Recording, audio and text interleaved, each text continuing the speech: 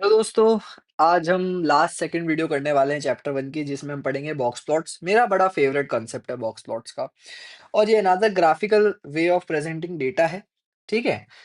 अच्छा मेरे को एक बात बताओ, बॉक्स प्लॉट वर्ड देख के ही क्या समझ आता है आपको? कि एक ये प्लॉट होने वाला है, ग्राफ होने वाला है जिसमें एक बॉक्स इन्वॉल्वड होगा। ठीक है सर, बिल्कुल सही बोला आपने, कोई दिक्कत नहीं है। बॉक्स प्लॉट्स जो है ना इनका यूज़ एक्चुअली क्या होता है? आउटलायर के लिए।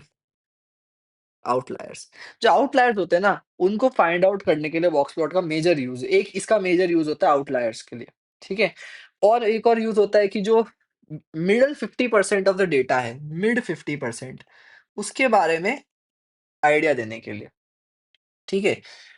तो बॉक्स प्लॉट का पर्पज़ क्या था? देखो आपने मुझे ना इस पूरे कोर्स के दौरान चैप्टर 1 के ये बोलते हुए सुना होगा कि आउटलायर्स, आउटलायर्स, आउटलायर्स। अरे आउटलायर जो है ना, अभी तक मैंने आपको एक मैथमेटिकल डेफिनेशन नहीं दी है। मैं आपको सिर्फ़ इतना बोलता गया हूँ अभी तक कि जो मिडल जो कंसंट्रेशन है, उससे अगर बहुत दूर कोई नंबर लाई करता है, तो वो एक आउटलायर है। पर स्टैटिस्टिक्स में ना ऐसे काम नहीं बनता। स्टैटिस्टिक्स में आपको मैथमेटिकली चीज़ों को डिफाइन करना पड़ता है, व्हाट इज़ एन आउटलायर। वो भी आज हम पढ़ेंगे। तो ये कॉन्सेप्ट भी आपका क्लियर हो जाएगा। To construct box plot we do not use any measure affected by outliers. ये बड़ी इंपॉर्टेंट चीज़ है कि बॉक्स प्लॉट बनाने के लिए हम ऐसा कोई भी मेजर यूज़ नहीं करेंगे जो आउटलायर से इफ़ेक्ट हो, क्योंकि अगर वो आउटलायर से इफ़ेक्ट होगा तो आउटलायर को बता नहीं पाएगा, ठीक है? तो range is affected by outliers बिल्कुल, बिकॉज़ रेंज होता ही मैक्स माइनस मिन है। Mean is affected by outliers, mean की मेजर डिमेरिट ही क्या है? Is affected by outliers. और अगर मीन अफेक्टेड बाय आउटलायर्स तो स्टैंडर्ड डेविएशन होगा ही, क्योंकि स्टैंडर्ड डेविएशन के फॉर्मूला के अंदर ही मीन आता है, ठीक है? ये लो, इसके फॉर्मूला में ही मीन आता है, तो इसलिए it is also affected by outliers. Done है? ओके। अब मेरे को एक बात बताना आप, बहुत ही सिंपल सी बात पूछूँगा मैं, just wait a second, okay. अब मेरे को एक बात बताना, अगर ये आउटलायर से इफ़ेक्टेड नहीं हो, तो किस पे बेस्ड हो? मतलब अब हमारे बॉक्स प्लॉट को हम रेंज, स्टैंडर्ड डेविएशन और मीन पे तो बेस कर नहीं सकते, तो किस पे बेस करें? तो हम उन पे बेस करेंगे जो आउटलायर से इफ़ेक्ट नहीं होते। तो मीडियन की मेरिट थी ना कि median is not affected by outliers, तो मीडियन यूज़ करेंगे। और एक और चीज़ बता रहा हूँ अब मैं आपको, फोर्थ स्प्रेड। फोर्थ स्प्रेड पता है इसका एक और नाम क्या होता है? Inter quartile range. आपको बता रखा है मैंने इंटर क्वार्टाइल रेंज क्या होती है? क्या होती है inter quartile range? Q3 minus Q1। तो फोर्थ स्प्रेड क्या होता है? अपर फोर्थ माइनस लोअर फोर्थ। अपर फोर्थ होता है Q3, लोअर फोर्थ होता है Q1।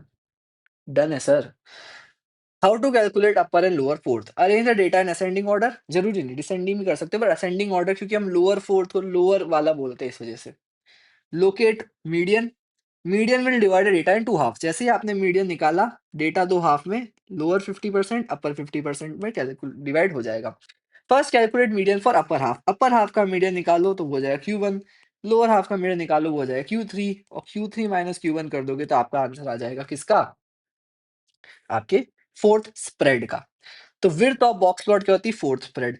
आप बॉक्स प्लॉट बनाओगे ना बेसिकली, तो क्या करोगे आप? ये लोगे Q1, ये लोगे Q3 और ये डब्बा बना दोगे,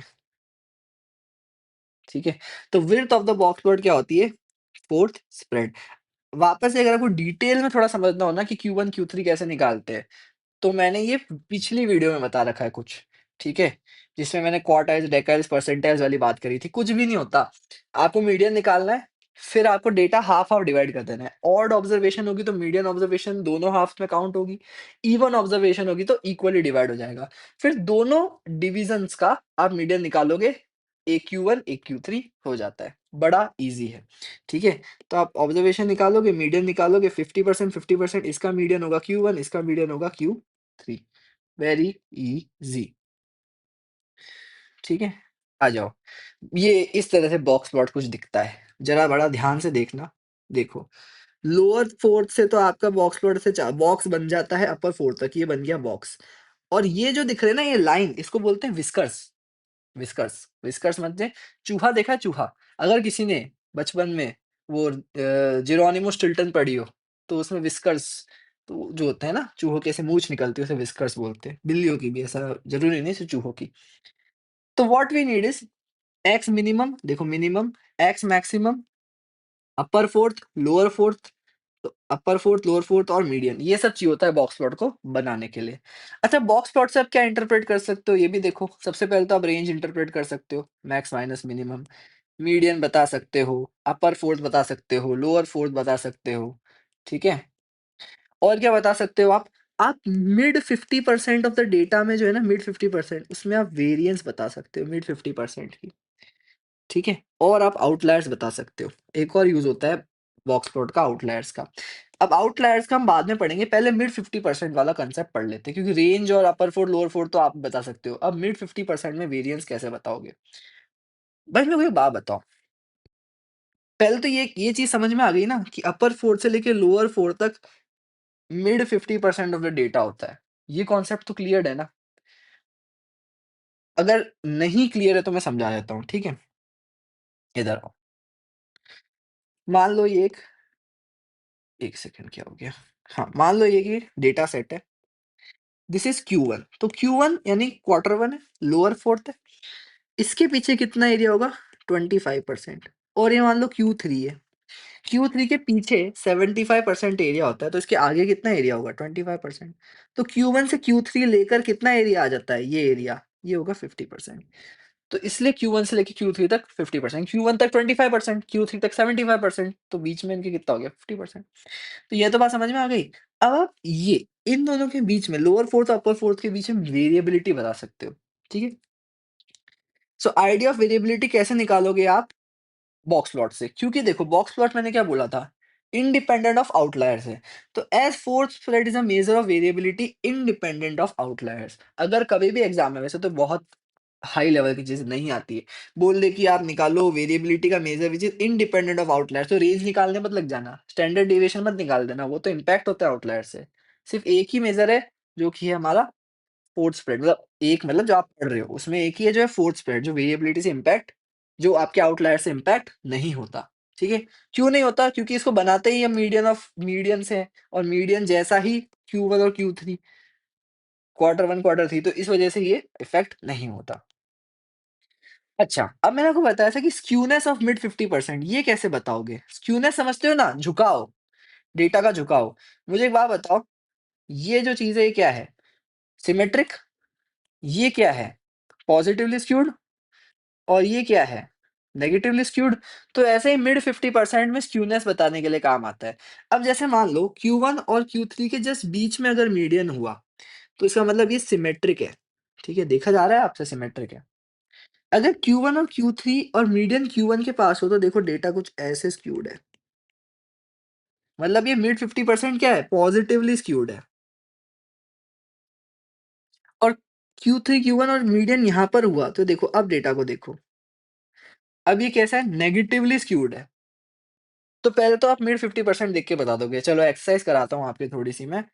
ये देखो Q1, Q3 और ये रहा मीडियन। मुझे बताओ ये किस तरह स्क्यूड है डेटा? अगर आप सबने बोला नेगेटिवली स्क्यूड है तो बहुत ही बढ़िया, ठीक है? अगर मैंने बोला कि ये रहा Q1, ये रहा Q3, ये रहा मीडियन, डेटा बताओ किस तरह स्क्यूड है? मिड 50%, तो आप बोलोगे पॉजिटिवली स्क्यूड है, ठीक है? तो बड़ा ईज़ी आ जाता है इस तरह से डेटा को डिफाइन करना।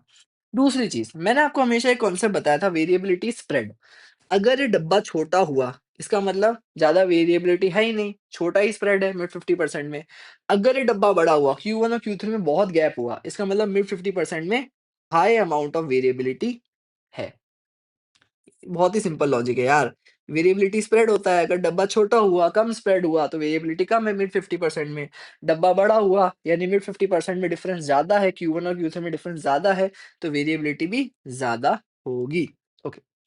Box plot to show outliers, most important topic of this one, कि आउटलायर्स आपसे क्वेश्चन आएगा सीधा कि फाइंड आउट इस डेटा सेट में आउटलायर्स है कि नहीं है। तो हमेशा पहले तो आपको क्या करना है, एक ऑर्डर में अरेंज करना है डेटा को, असेंडिंग ऑर्डर में, ठीक है? प्रोसेस क्या, ऑर्डर में अरेंज कर दिया। पहले तो आप फोर्थ स्प्रेड निकालोगे। फोर्थ स्प्रेड क्या होता है? Q3 माइनस Q1, ठीक है?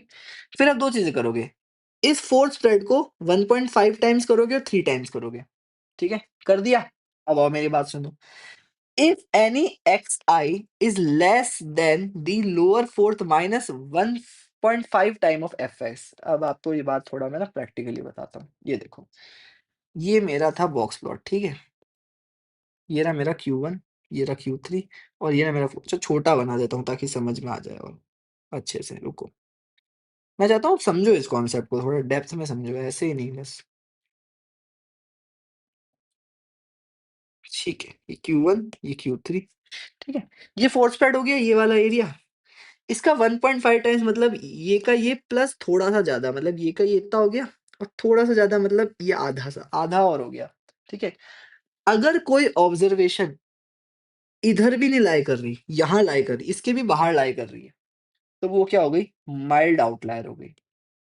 क्या हो गई? माइल्ड आउटलायर हो गई। इसका मतलब any observation which is less then what? ये आपने करा Q1 उसमें डेढ़ और पीछे कर दो। Q1 से डेढ़ फोर्स ब्रेथ और पीछे। डेढ़ का मतलब 1.5 1.5 टाइम्स ऑफ एफएस और पीछे। तो वो क्या हो जाता है? माइल्ड आउटलायर हो जाता है। तो कोई एक्सआई अगर Q1 यानी लोअर फोर्थ में अगर आप 1.5 टाइम्स ऑफ फोर्स पे हटा दो, उससे भी छोटा है, तो it is a mild outlier. समझ में आया? तो माइल्ड आउटलायर कौन-सा हुआ? Any x i which is less than lower fourth minus 1.5 times the fourth spread, then it is a mild out extreme outlier क्या है? Any x i which is less than lower fourth minus 3 times of fourth spread, वो है। मान लो आपके lower fourth की value है 5, ठीक है? मतलब Q1 आपका है 5 और फोर्थ स्प्रेड है आपका मान लो 10, तो 1.5 टाइम्स ऑफ फोर्थ स्प्रेड क्या हो जाएगा? 15, ठीक? 5 माइनस 15 क्या हो जाता है? माइनस 10। आपकी ऑब्जर्वेशन पता है अगर माइनस 11 है, तो minus 11 is less then minus 10 so it is a mild outlier, ठीक है? 3 टाइम्स एफएस करो, 30 एलएफ माइनस 3 एफएस करो, सो 5 माइनस 30 माइनस 25, तो माइनस 25 मतलब यहाँ, तो ये माइल्ड आउटलायर ही है। पर मान लो ऑब्जर्वेशन है कोई माइनस 26, तो ये एक्सट्रीम आउटलायर है क्योंकि तो माइनस 25 से भी छोटी है।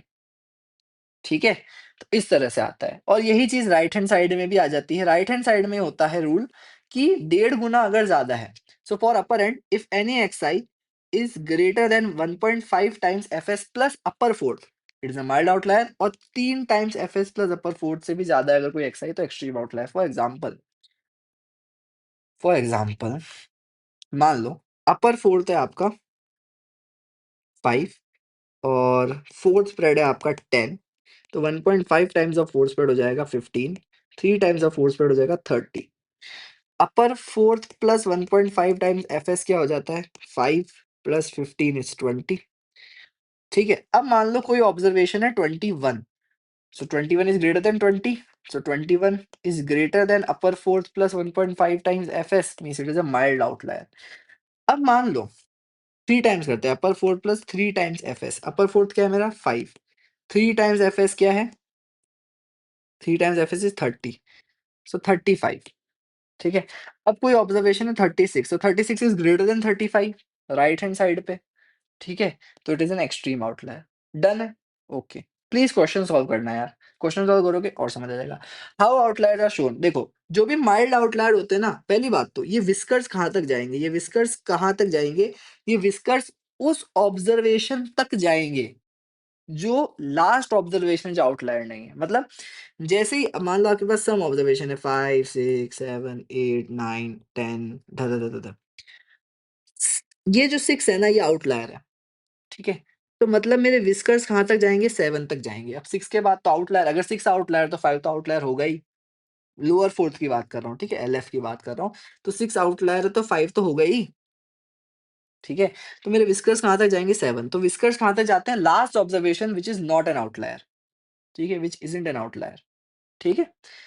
जो भी माइल्ड आउटलायर है वो एक पूरा भरा हुआ डॉट से आप दिखाओगे, एक क्लोज़ डॉट से और एक ओपन सर्कल बनाओगे आप एक्सट्रीम आउटलायर पे, ठीक है? माइल्ड आउटलायर ऐसे डॉट, एक फुल और एक्सट्रीम आउटलायर एक ओपन, ठीक है? इस तरह से दिखा सकते हो। अच्छा ज़रूरी नहीं है कि एक ही माइल्ड हो, एक ही एक्सट्रीम हो, आपके पास बहुत सारे माइल्ड हो सकते हैं, बहुत सारे एक्सट्रीम हो सकते हैं, ठीक है? ऐसे हो सकता है, ठीक है? बिल्कुल, इस तरीके से हो सकता है।